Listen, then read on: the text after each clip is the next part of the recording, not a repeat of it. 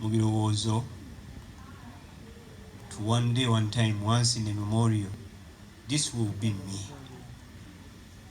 Tine obutabeere leero olunaku lw'enkya oyo eyeebasaawo ajja kubeera nze. Muganda waffe Allah yamututte entwala gye yamuteekerateekera. Ebibye ebyensi biwedde, ebisigadde byaffe. Ekisinza okunkola obulungi, abantu abasinga waneeno obungi, namba esinga obunene y'abaana abavubuka abatannaba kuweza myaka 40. Ekisinza okunkuba ewala nga ne muganda waffe Allah gwe yatutte, musajja wattu naye emyaka 40 abadde tannaba kugiweza. Awo nno waliwo ekyokwebulirira kinene erife abasigadde, naye nga tetunnaba kwebulirira obubaka buno budde eri abazadde. Abazadde muteeke omukwano ogw'obuzadde ku baana bammwe, kubanga byonna ebisinga okwetooloolera mu bulamu bw'abaana baffe ffe abazadde tubibaamu nabyo omukono. Ekyokubiri, abavubuka tumanye nti akaseera kano ka mazima. Ekiseera kijja abadde yeetambuza bakunyeenye bate nga tokyali mukambwe. Ekiseera kijja ng'abadde assa oba nammwe obeerako awo ne weebuuza nti oba omuntu abeerawo atya ng'afudde nga tassa, n'osibamu ku mukka, ogenda okuwulira obufa n'obuta. Ekiseera ekyo kijja. Ekisinga okuba waggulu wa byonna, ekiseera kijja okujja mu bantu bo nga tetufuddeeyo kikyo wadde ozitowa.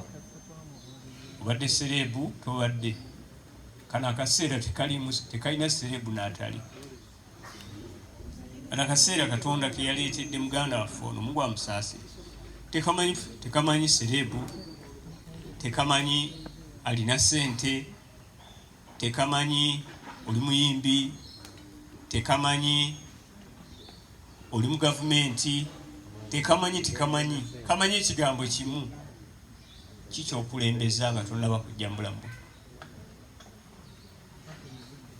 Senga tewaali nsonga etuleeta ku duniya, tetwandifuddenga, twandibuzenga bubuzi nga wetudde waneeno mugenda otunulira akazindaalo nga ke kasigaddewo kokka, nga mbulidde mu mpewo aga nti mukubire abeewaabwe abuzeewo. Naye ofa bufi ne bakuziika. Lwaki? Obulungi bwonna bw'obadde ku nsi Katonda tayinza kulyaza amaanya butakusasula. Ogenda osasulwa obulungi bw'obadde eri ensi. And the inverse is true. Bw'obeera ng'obadde ekyennyume kya bulungi era osasulwa ekyo ky'osize. Ng'omuganda wagamba nti ky'osiga ky'okungula. Message eno edde nnyo eri abavubuka, abakristaayo n'abayisiraamu. Tulina gye tulaga.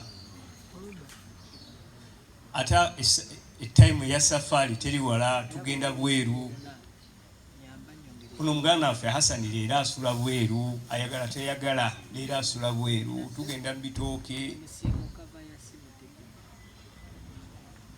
Naye ogenze naki? Ensi egenda kwogerako ki? Buli omu obulamu Allah bwakutaddemu. Ensi egenda kwogerako ekyenkya. Kiki kye weekutteko ky'ogenda okutuuka nakyo mu maaso ga Katonda? Musajja omu yabuuzibwa nti naye gwe duniya ng'ogiwa obudde butini? Si nti agiwangaalako kitini, wabula ebintu ebimumalamu mu nsi bitini. Tabiwa budde. tugende tukube gundi nti abantu ba Katonda tubaleke, tugende tubbe gundi nti muleke muntu wa Katonda, tugende gundi tumulemye byakola oba ntya. Naye yali awo ensonga yagamba nti nazarutu fi dunya, nze natunula mu nsi nenjirabamu ebintu bino wammanga nga likulli wahid sadiiki, buli muntu alina mukwano gwasinga, buli ali wano mu nsi muno olina mukwano gwasinga. Ate yali mulungi najja nga outlininga mikwano gyaffe naga nti muffe mulimu abalina mikwano gyabwe nga bakyala baabwe, era nga baga nti gundi bw'oba oyagala okumusuula eddalo mugyeko mukyala we. Ekyokubiri naye yennyini ng'akugamba nti nze ku mukyala omuntu mutta, nyingira essabo, nyingira obusezi, sina kyesobola kukola. Omulala n'akugamba nti nze mukwano gwange asinga byanfuna nsimbi. Awali okufuna essente naye kiba kyetaaga kugwa mu bulago bwa muntu mbutuge mpaka omukka we gumuggwako nfune, aga nti ekyo nkikola. Nze sente ye maama ye taata ye bebaana ye mukyala ye mukwano gwange asinga. Olinga ye mukwano gwasinga, era buli omu amanyi mukwano gwasinga. Kwebyo bye tukoonako buli omu aga nti awantuuse ewange wewange. Waliwo omulala nga ye mukwano gwasinga masanyu, genda wano genda mbino ng'asobola okuyiwa essente zonna asobole okutuuka mu masanyu. Omulala n'awangaala nga mukwano gwasinga baana be, naganze ku lw'abaana nja kubba, ku lw'abaana nja kutta, ku lw'abaana nja kuloga, ku lw'abaana nja kugenda mu busezi, ku lw'abaana nja kukola buli kimu omwana wange abeerewo. Mulala ayinza okujja nga mukwano gwasinga bufuzi, naganze ku bufuzi nja kukola buli kimu. N'abalala abatinye ennyo naga nti nze mukwano gwange asinga kusiimisa Katonda eyantonda.